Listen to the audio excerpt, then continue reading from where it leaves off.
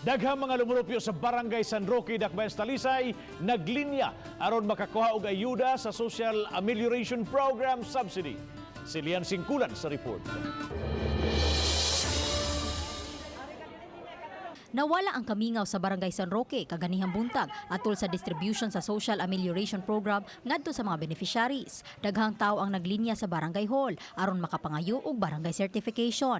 Apan sa unahang bahin niini, daghan sab ang galinya paingon sa eskwelahan diin gipahigayon ang distribution.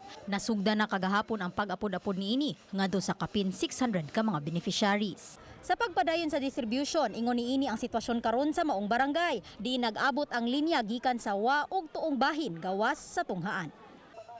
Kanunay gipahimangnuan sa kapulisan ug taga-barangay hall ang mga molupyo nga motuman sa social distancing. Ayaw mo pagdali yung makatuod mo. Kadawat na kayo pulmutanan. Ang importante na nga safety ta. Dito watap-tap COVID. Una-una ayaw kaugalingon o iyong pamilya. Samtang gipatuman usab ang one entrance ug exit policy sa dapit. Sa di pa mosulod, paagiun sila sa footbath ug mag-alkohol usab. Gibahin ang mga tao sa 15 ka mga classrooms aron mas paspas ang pag-apod-apod.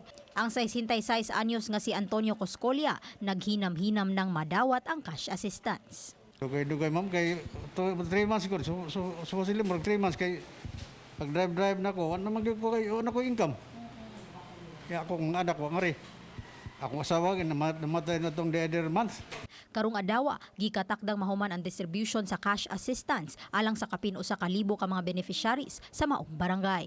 Ay pahurot na gyud karong adlaw kay nadugay man ang San Roque og pagpanghatag, so amo na gyud ni siyang hutdon karong adlaw. We talked to the ILG, then they are kanang nakasabot man sila sa among sitwasyon.